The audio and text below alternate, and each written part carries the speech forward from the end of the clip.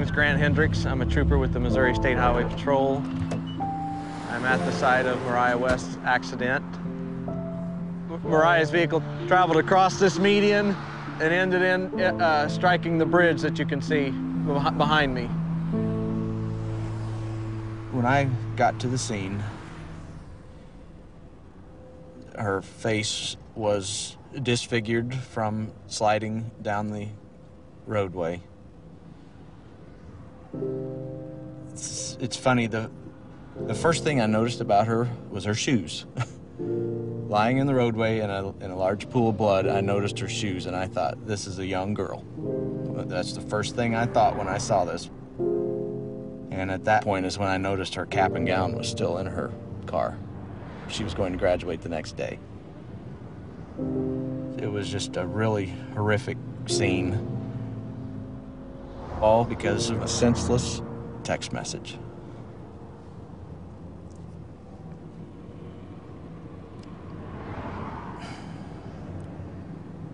It's just sad. Sorry, it's just sad.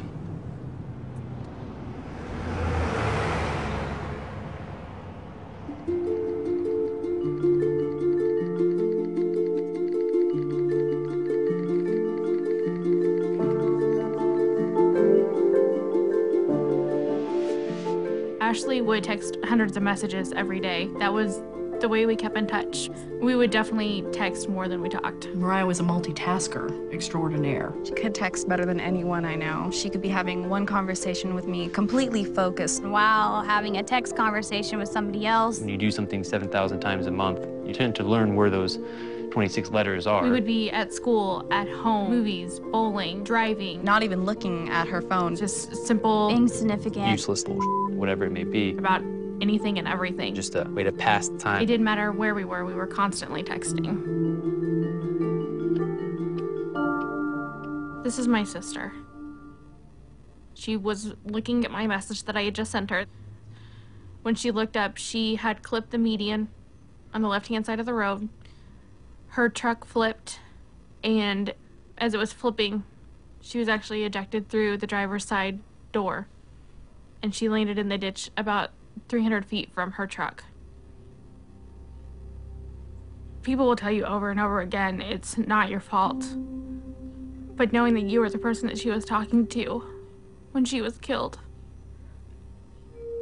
Just knowing, having a highway patrol officer write in a report that a text message sent at 12:05 is the reason that she is dead is not something that will ever go away. If I could talk to her one last time, I would just say, I'm sorry.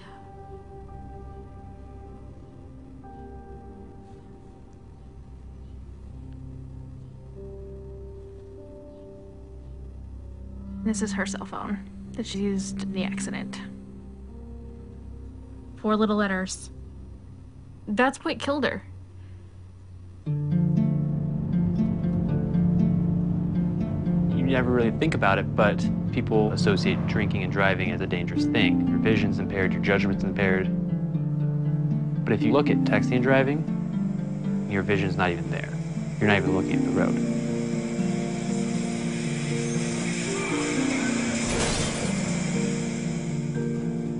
If someone were to ask me to drive down the road and close your eyes for 5 seconds or 6 seconds, I would never even attempt that.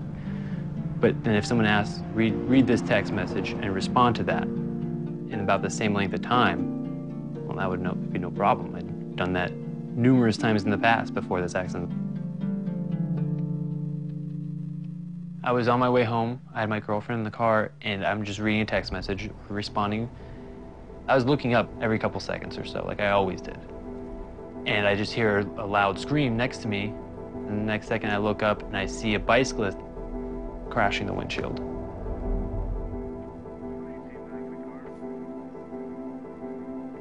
When I got out of the car, he didn't have a pulse, he wasn't breathing. He wasn't alive. There are no words to describe the level of grief, the level of depression and self-hatred I was going through. My first year of college, I just remember one girl recognizing me and saying, oh, I remember hearing about you. You're that guy who hit the bicyclist because you were texting and driving. That was actually the day before I ended up going to the hospital for emotional problems. I sent one stupid, meaningless text, LOL, and killed the man.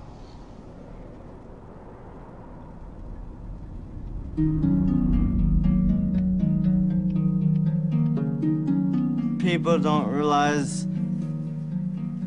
it could just take 3 seconds.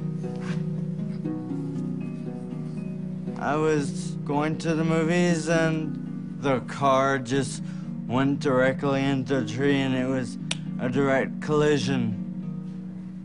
I was the passenger. I collided with the tree on my right temple and I was declared dead on the scene 3 times.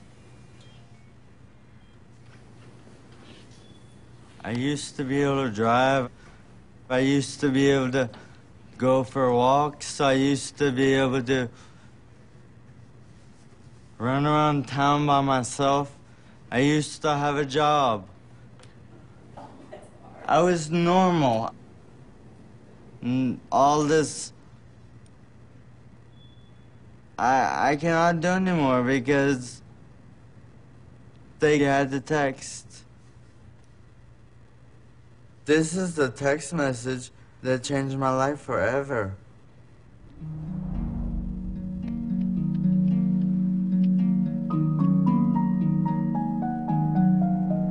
The day before her graduation, my daughter drove to go meet a boy, and she never made it. Today, she would have been 19 years old, exactly. Mariah never wanted a minute to go by that she wasn't doing something. She wanted to do everything all at one time with friends and family and just having a good time. That's what she loved. Friends would tell me from school that, you know, the best part of the day at school was Mariah coming down the hall because she'd stop to give everyone a hug.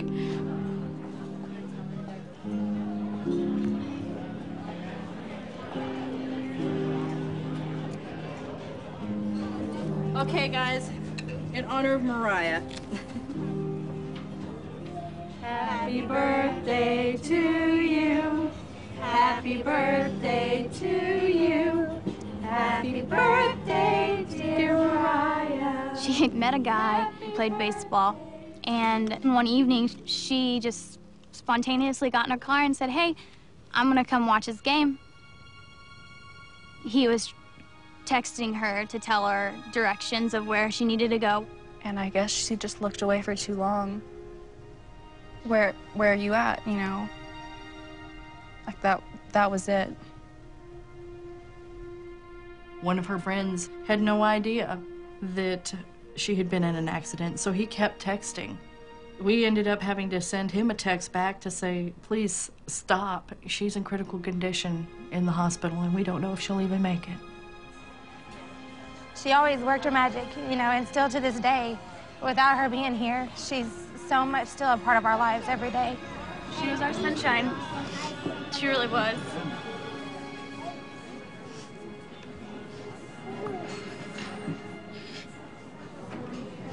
She was. It's a simple text message. Where are you at? 3 simple words. She paid the ultimate price for her actions. I've had to do this more than once. Mariah is not the only victim that I've dealt with. And it never gets any easier. And it won't get any easier. What is worth losing your life over? That text message